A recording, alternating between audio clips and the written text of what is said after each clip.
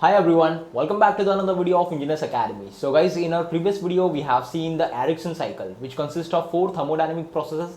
That is of two of them will be the constant pressure, that is isobaric heat addition, and isobaric heat reduction, that will be the heat gets added and heat gets reduced, or else heat gets lost into the atmosphere. So also guys, this particular Attribution cycle consists of the compression as well as expansion. The type of the compression and expansion will be of the isothermal type, that is the isothermal compression as well as isothermal expansion. So guys, now over here in this video we are going to learn the another new cycle which is the same of that of the Attribution cycle, which consists of the constant pressure processes, constant pressure heat addition and heat rejection.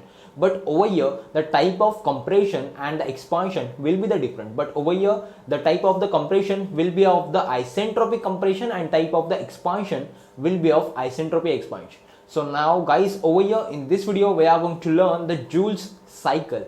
So this particular Joules cycle is invented by James Joules, and later this particular Joules cycle is then modified by Mr. Brighton in and then he again named that particular Joules cycle as Brighton cycle. So Brighton modified the Joules cycle. Brighton take this particular Joules cycle as a reference, and then he modified that particular cycle into Brighton cycle, which is used in turbine driven engines. So guys, over here in this video we are going to learn the basic, that is nothing but the Joules cycle. And guys, in this video we are going to talk about its kind of processes, its working, its the total work done and the efficiency. So guys, please watch my video till the end, and guys please do subscribe to my education channel Engineers Academy, and guys please press the bell icon. So without wasting any time, let's begin with our today's topic, that is nothing but the Joules cycle.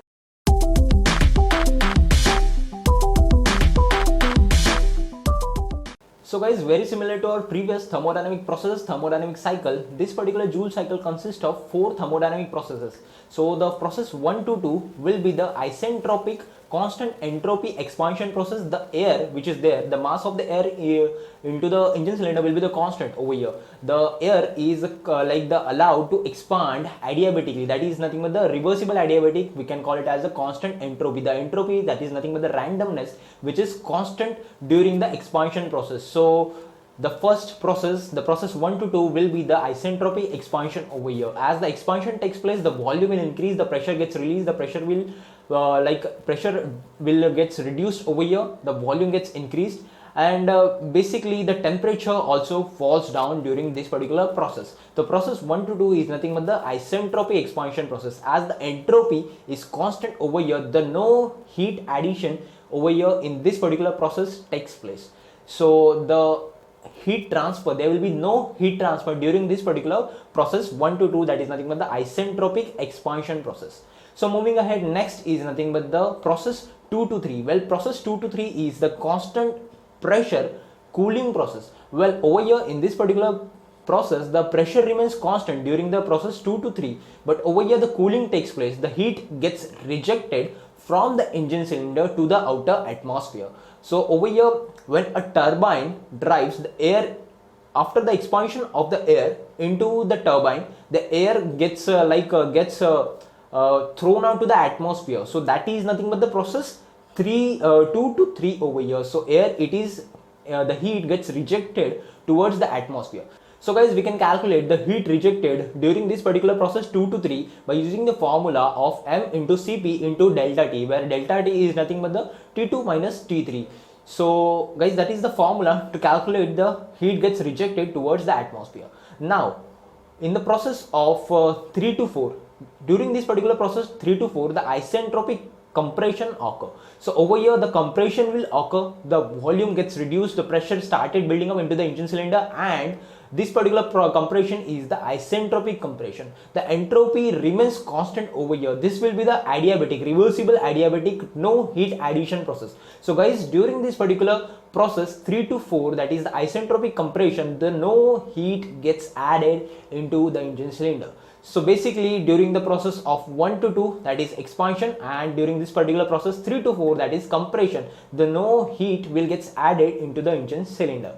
So this will be the process 3 to 4 will be the isentropic compression process.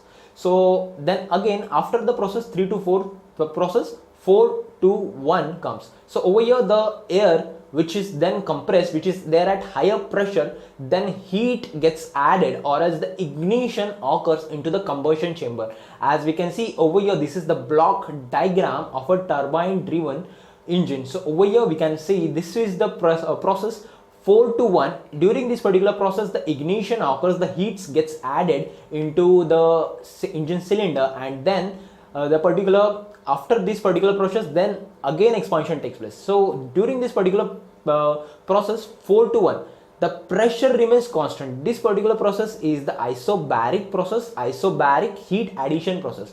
So guys, over here during this particular process 4 to 1, we can calculate the total heat supplied during this process by using the same formula, that is mCp into T1 minus T4. So by using the same formula we can calculate the total heat gets supplied during the process 4 to 1. So now guys, over here we have to understand that the heat gets added during the process 4 to 1 and heat gets rejected during the process 2 to 3. So we can calculate the total work done by using the formula of this heat supplied minus heat rejected. So heat supplied is during the process 4 to 1, that is mCp into T1 minus T4, and the heat rejected will be the mCp into T2 minus T3. So guys, this will be the total formula to calculate the total work done during this particular cycle, that is of the Joules cycle. Also guys, we can calculate the efficiency of this particular Joule cycle by using the same formula, that is work done upon heat supplied. So over here we have got the formula for the work done. If we equate the formula of work done divided by the heat supplied, that is mCp into T1 minus T4. So at the end we'll get 1 minus T2 minus T3 divided by T1 minus T4. So that will be the total formula to calculate the efficiency of this particular Joule cycle. So guys, we have to understand that this particular Joule cycle is implemented into the turbine driven engines. Well, the Ericsson cycle will be also the same.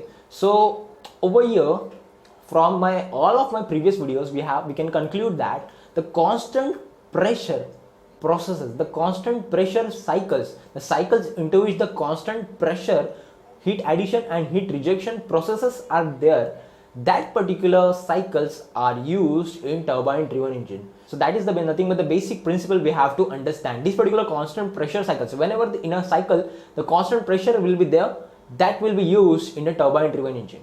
So guys, basically this particular Joule cycle is just very similar to that of the Carnot cycle, but the Carnot cycle is used for this particular IC engines, and this particular Joule cycle is used for the turbine driven engine. So this particular Joule cycle is nothing but we can call it as the ideal cycle for this turbine driven engines. And if we talk about the efficiency of the Joule cycle, which is less than that of the Carnot engine. Also guys, this particular Joule cycle is very much similar to that of the vapor compression refrigeration system. If we reverse that particular Joule cycle, it will become the VCRS, the vapor compression refrigeration system. So guys, we can call that particular Joule cycle is nothing but the basics of all the other cycles we are going to learn in our next videos. So guys, in our next video we will see the Brayton cycle. What are the different types of Brayton cycle, what kind of modifications are there in Brayton cycle from this particular Joule cycle. So guys, I hope you understood this particular video of this Joules cycle. So guys, if you having any doubts, any queries, you can comment below. And guys, please don't forget to subscribe to my educational channel, Engineers Academy guys. So guys, thank you for watching my video. Please do subscribe to my educational channel, Engineers Academy.